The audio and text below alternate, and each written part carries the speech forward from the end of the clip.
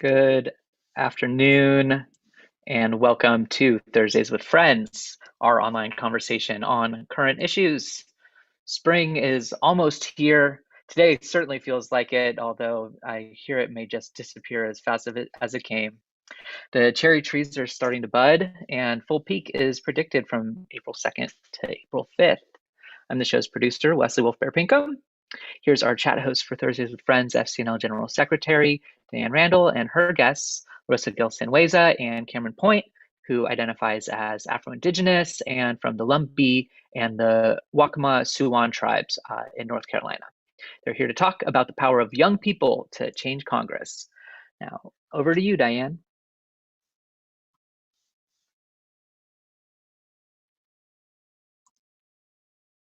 Do we have a Diane?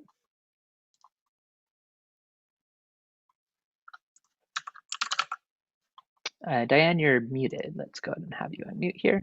There we go. It wasn't letting me unmute there for a second. So thank you very much, Wesley. I am really happy to join you.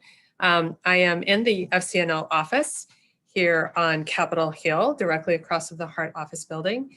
So I'm happy to come to you today. And I am really thrilled that Larissa and Kameryn are guests on Thursdays with Friends today to talk to us about Spring Lobby Weekend, our annual event in which we recruit and bring young adults in to lobby on a specific issue that is one of FCNL's legislative priorities. It is taking place in just about 2 weeks, March 20th through the 22nd. And we spend a lot of time getting ready for this. And significantly, I'm really excited for you to learn a little bit more about the issue that we're lobbying on currently, where it is, what the young adults who come with us on this lobby visit, this lobby weekend will do, and the state of play. So before I ask Larissa to start talking about Spring Lobby Weekend, I just have to share with you the incredibly exciting news that I'm sure you've read about, that the American Rescue Plan passed the House, the Senate, back to the House, and now on to the President for signature. This is a very big deal. It's a $1.9 trillion plan and significantly will bring resources to address the pandemic into states and communities in terms of both addressing vaccine opportunities, but also long-term benefits to address poverty. The inclusion of the Earned Income Tax Credit and the Child Tax Credit is just, you can read more about it on our website, and we're happy to fill you in at another time, but it is a big victory. And thank you. Thank you to all of you who have helped advocate for that. Thank you to all of you who have helped support FCNL's advocacy in that through your financial contributions. We're really, really pleased. It's a very, very big initiative. Now, let's turn to our young adult programs. Larissa, I'd like to start with you and ask if you would talk a little bit. Larissa is our young adult advocacy coordinator. She works with our advocacy teams, and she has a very critical role in being part of the team that's helping to plan for Spring Lobby Weekend. Larissa, tell us just a little bit about what's going on in the planning and where we are with participation. Give us an overview. Sure, thanks, Diane, and thank you all for joining us for this conversation. Spring Lobby Weekend is one of my favorite things to talk about, and obviously the #1 thing I'm talking about right now. So I think this past weekend, in the last couple days, we really hit an exciting turning point in our registration numbers. Just to kind of set the stage, we broke 400 registrants, and we are expecting more in the next week. And we also broke 100 lobby visits confirmed, but I know those are absolutely going to increase in the next couple days. So I'm sure those numbers aren't even totally accurate anymore, since they are from 2 or 3 days ago. People are continuing to register, continuing to get really excited about using their voice for advocacy, and specifically to work on the really important issue of ending police violence. So one thing I want to say before jumping into the actual weekend of this event, which is March 20th to the 22nd, is that Spring Lobby Weekend is really a year-long campaign to get young adults excited about advocacy empowered to use their own voice, and also educated about whatever issue we choose to focus on for that spring lobby weekend. And that is even more true this year than ever before, because we had to do all of our recruitment, all of our outreach virtual. The dialogue between us as a team at FCNL and the rest of the Young Adult Network was just critical to keep flowing and to make sure that young adults knew what the updates were related to the George Floyd Justice and Policing Act, which is the bill we'll be focusing on at Spring Lobby Weekend, and having everything they need to enter that space during the weekend of this event comfortably and again, excited. So for the past couple weeks, we've been meeting with a group of young adult leaders. They are our delegation leaders, as well as the Advocacy Corps, who are the group that I generally, I think I would say most work with all year. And they are our community organizers, young adult community organizers. So both of these groups of young adult leaders have been meeting with us for the last couple weeks to get trained on, again, the issue, to get tips from us on how to organize their peers, and for us to hear them from them about what they want out of this event, what they need in order to get their communities empowered and ready for this event. And that dialogue, like I said, is critical for us to maintain between us at the office at FCNL and then the rest of our network around the country.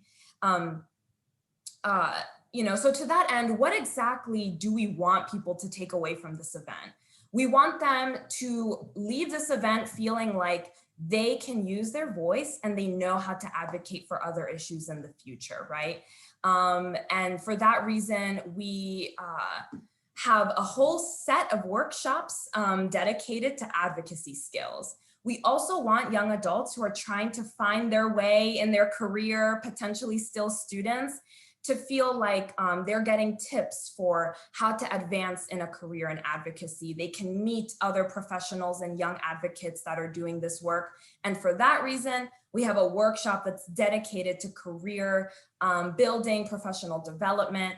And we also have another set of workshops, again, for the main purpose, which is deep dive into the issue of police violence and understand how it affects all of us in this country, but particularly Black and Brown communities who are dying at the hands of the police every day. So we really want young adults to feel like they can come away with more information, more power, and more skills to continue this advocacy. And for that reason, we put a lot of thought into how the schedule was going to look. And I think the last thing I'll say is that it's really important for us to maintain relationships with not just various diverse communities around the country, but also educators at universities and colleges who oftentimes have students, every year wanting these opportunities and wanting to learn more. And they are really partners for us in reaching more and more young adults. Specifically, we are excited that we have great relationships with some Quaker colleges around the country, like Wilmington, Haverford, Earlham. They are really great partners for us. So a lot of exciting things are coming our way. Spring Lobby Weekend will be really great, Diane. Thank you, Larissa. I want to bring Kameryn into the conversation now, but we are going to come back because I think people are really interested where people are coming from, how many different states, and a little bit more about some of the program, because while we are very focused on getting people into congressional offices, as you noted, we're providing other types of opportunities in terms of learning opportunities and gathered opportunities, even as we do this virtually. We long for the day when we can come back in person, but this year again will be virtual. Kameryn, let me turn to you. And as the program assistant, the young fellow who works in the issues around justice reform and election integrity, let's focus on this justice reform and what the George Floyd Justice and Policing Act is. And what will the young people coming to Spring Lobby Weekend actually be talking about when they go into congressional visits on the Hill?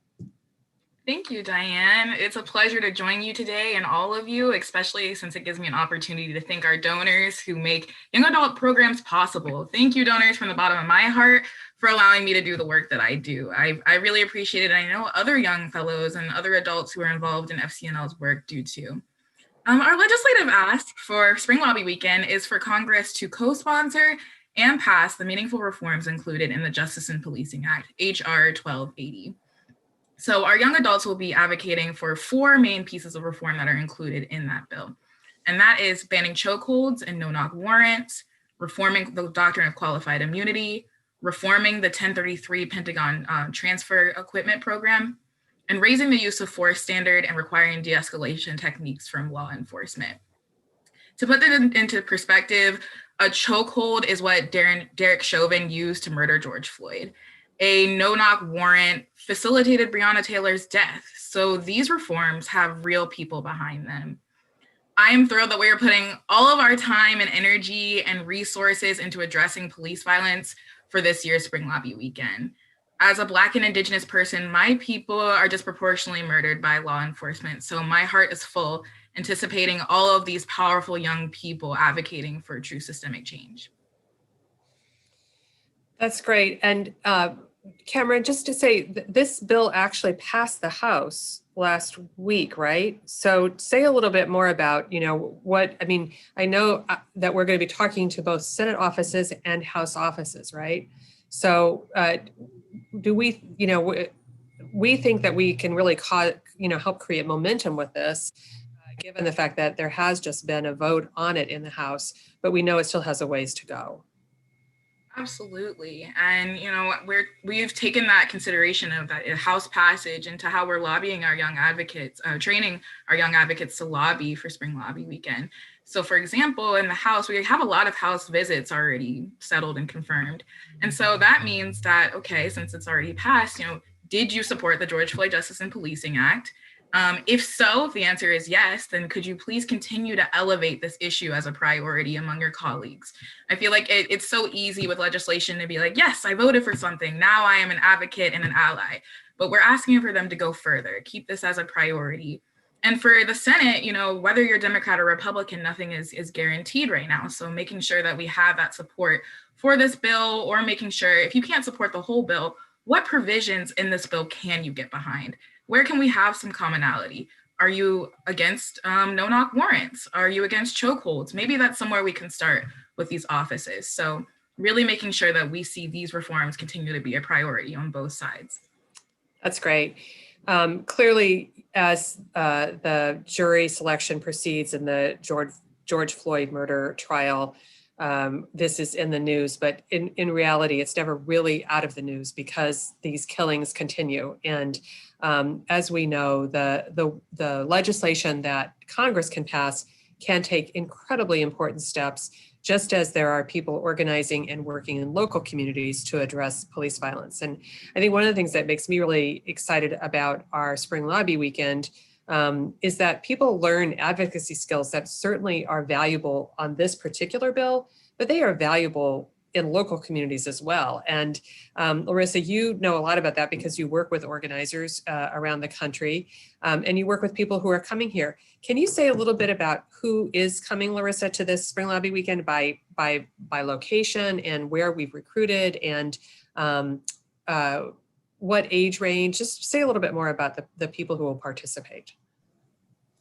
Sure. So like I said, we broke about 400 registrants. I think we might be almost to 450 at this point. And we do have 42 states represented. That's from great. Across the country. Yeah, very, very exciting to see that number go up and see just how really how wide our outreach really reaches, Also, another important thing to note is that the grand majority of attendees for Spring Lobby Weekend are first-time attenders. So as of Monday, out of the a little over 400 people we had, there were about 300 of them that indicated they were first-time attenders.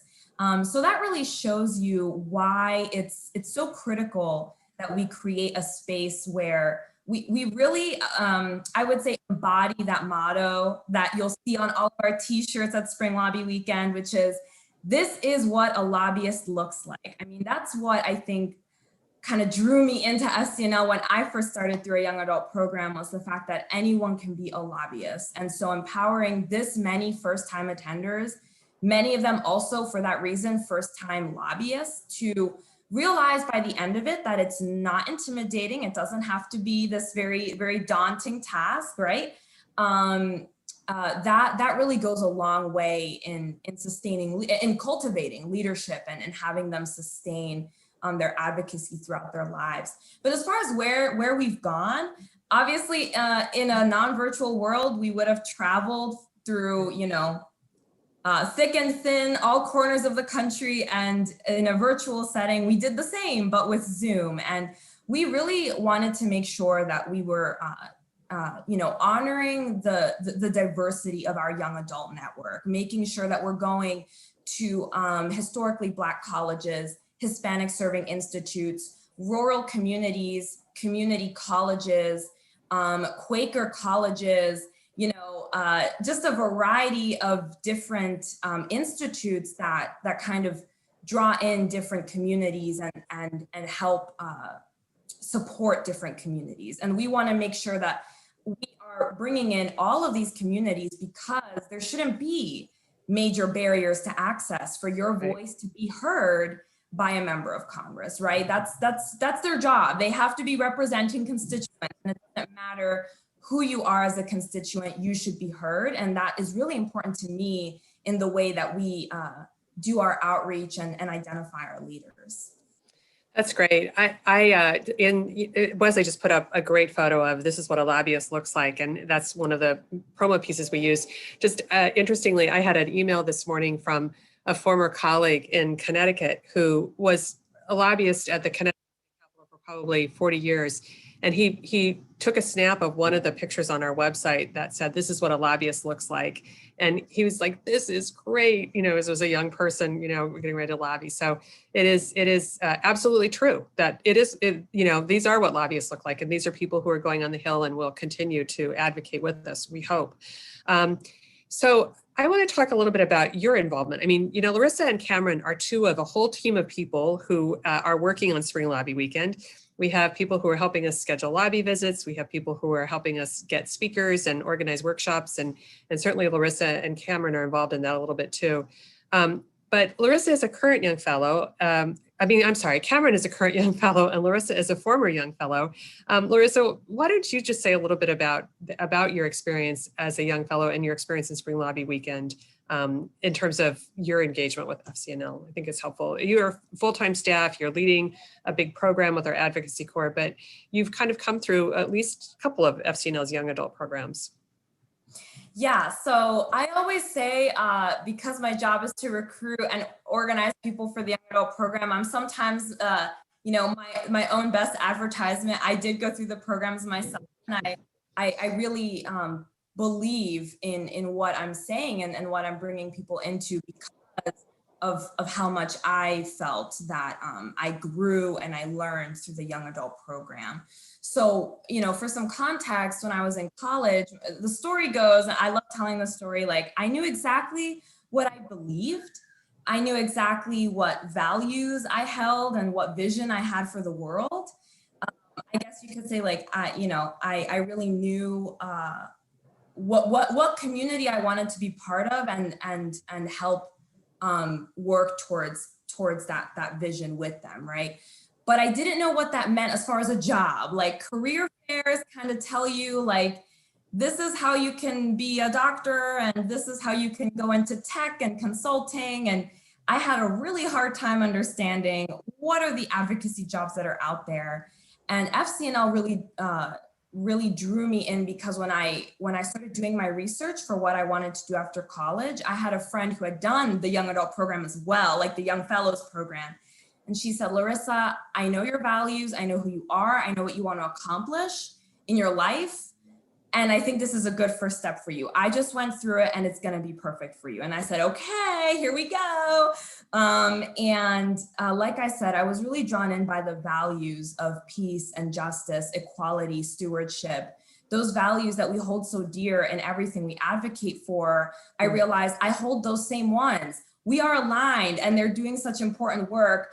I'm going to go for it. I applied for the position to be a young fellow. I was accepted into the program.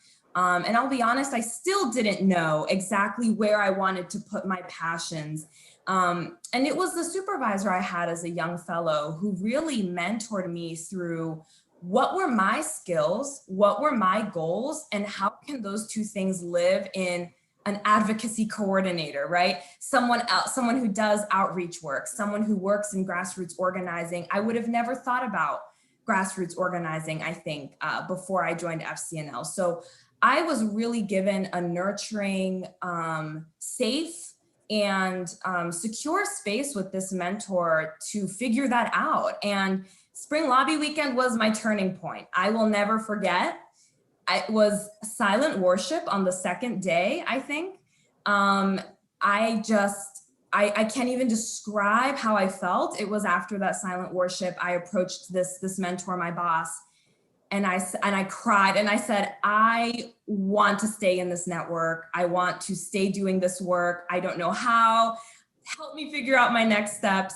And I think once I was really clear about what I wanted to do, and it turned out that there was a position that opened, and I was able to be hired on. So obviously it was kind of a combination of the right circumstances, but also having that moment of clarity and realizing, okay, I know what I'm supposed to be doing. Thank you, Larissa, for sharing that story. I don't know that I'd actually heard that part about Spring Lobby Weekend and that well, we're really grateful that you work at FCNL and that you lead this program. It is incredibly important to this organization, and your leadership is really terrific. I want to ask Kameryn if you're comfortable sharing. I know you've shared your story before, but you came to this role having been part of Teach for America for a couple of years, and so coming and working in policy work in Washington D.C. is a little bit different. How do they fit, and how are you seeing this work as part of your life? Absolutely. So I feel like the Young Fellows program has provided an outlet to put my advocacy and passion, like Larissa was talking about, into action. Daily, I like Wesley said in the introduction, I'm an Afro-Indigenous woman. I'm Black and Native, and daily I get to honor the lives and legacies of my ancestors who were historically and systemically not allowed to be a part of these policy conversations, where decisions about their lives were being made. Decisions about our land and how we can use it, decisions about our freedom and humanity, like whether we are 3/5 of a person. In bondage, my ancestors were not allowed to read or write, so that they couldn't make choices for themselves, or they couldn't have autonomy.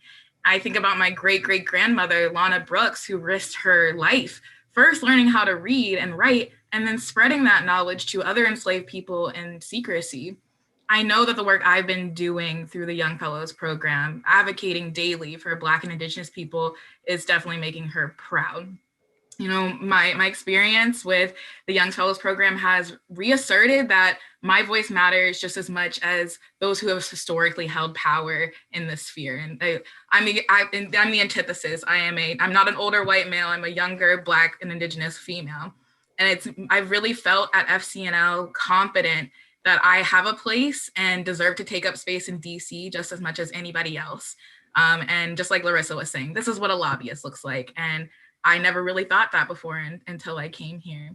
I think it's especially really exciting that I get to advocate on issues that directly impact me and my communities, such as policing and voter suppression, and to work for an organization that is really committed in transforming the world that we see, not just putting a Band-Aid on it or saying this is bad, but let's move on. I think FCNL really believes in transformative power, and that we will have that world full of justice and equality and equity. And so I will just say that through this experience as being a young fellow, as an Afro-Indigenous woman, to be supported by an organization that truly and genuinely wants to see systemic change and believes it's possible is so invaluable. And honestly, just to wrap it up, I think that the Young Fellows program has restored my faith in the political sphere, in the national political sphere. Working for a place that has bold positions on what's morally right and wrong is so necessary, yet so rare it seems here lately. And as a young person, we're really missing those concrete examples of moral leadership in the political sphere. And I'm so glad that I'm experiencing that with FCNL. Thank you, Kameryn. Wow, you all are like, you're just, you're so inspiring. I mean, this is, I tell people frequently that the young adults who come to Spring Lobby Weekend or who come to work at FCNL bring their own passion, their intelligence, their experiences to this work. And what we can do here is help provide opportunity for discovery and for a platform. But you all are incredible and really a blessing to this organization and to the issues. We are almost out of time, believe it or not. This goes by really fast, but we did have one content question that I want to ask you, Kameryn. A friend from Minneapolis on the call, Indianapolis on the call, indicated that they're doing some work with their local police department on de-escalation techniques, but wanted to ask specifically about, is there anything in the Justice and Policing Act to address community mental health services when that's an issue and locally? Yes, thank you for that question. I think it's such an important issue, and the intersection between police interactions and people, everyday people, is mental health. And it's something that's not as elevated as it should be, in my opinion. And I do think that that is one of the reforms that is not as included in the Justice and Policing Act. I'll have to see specifically if there's any language, but me giving that answer makes it, clear that it's not as to the forefront of the reforms in the bill. But, we're really advocating. There are a lot of things in the bill, such as mental health, Indigenous people and their relationship to police force, that are very important issues that tend to be overlooked. We've at FCNL still really believe in those things and, addressing those issues. But the 4 reforms that we're focusing on are not the only reforms, but the 4 that we're just focusing on for Spring Lobby Weekend. And this really is a live conversation. I mean, I just was talking to Jose and Amelia about this week, about, the intersection of some of the issues around police violence and, community challenges. And clearly, healthcare is one of them. And so these are kind of intersectional issues that we all have to pay attention to.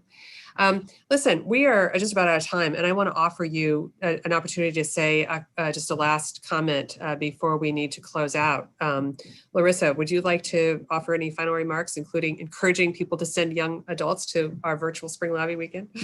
Yes, well, you took the words right out of my mouth. If you all have a young adult in your life, in your meeting, in your family, please spread the word and tell them just how great this conversation was and how much they will gain from Spring Lobby Weekend and how many other people from around the country they're going to be able to network with. And additionally, if you maybe know someone that is at a school or university, again, you don't have to be a student in order to do our programs such as Spring Lobby Weekend, but that just so happens where there are a lot of young adults in one place. So if you know anyone that works educational institution, I would forward them this information as well for their students. This is really my favorite time of the year because I love Spring Lobby Weekend. Like I said, it was my major turning point for really grounding myself in this work, specifically with FCNL.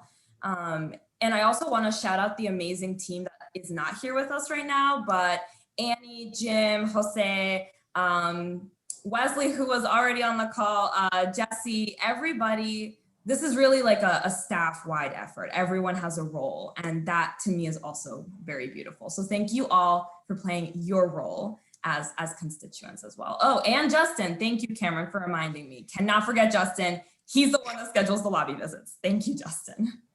Thank you, Larissa. And I think you said this, but I just want to underscore that this, as a virtual event, this is free, right? There's no charge for people to participate. So exactly. Encourage folks to participate. Kameryn, you're going to get to say the last word here.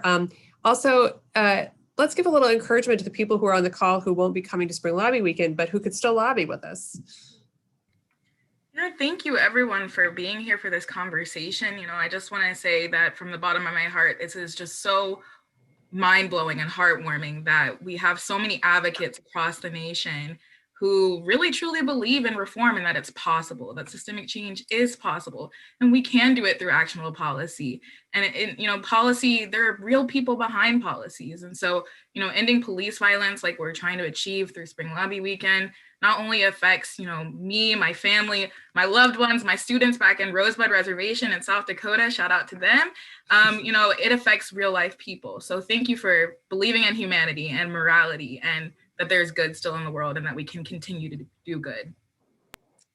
Thank you, Kameryn and Larissa, for being guests today with me. You're terrific, and this is a very exciting program we have. Thank you all who joined us for this. Many of you have been great donors to us so that we can run these programs. So I want to just, again, underscore how important that is, but also that you continue to advocate. And we are asking others, in addition to the young adults participating in Spring Lobby Weekend, to take up this issue and to talk to members of Congress. There is a ask on the website, which I hope you go back to again and again, because there's so much great information on FCNL's website. So with that, I want to end in 2 weeks. I just will say we're going to go back. We have a special guest.